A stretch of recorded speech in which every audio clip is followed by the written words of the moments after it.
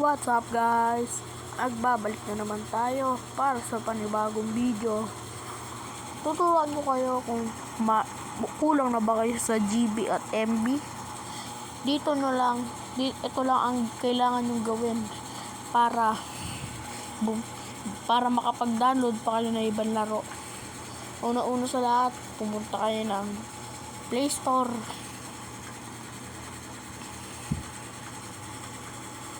Second step, click nyo lang yung profile nyo. Ayan, yung profile nyo.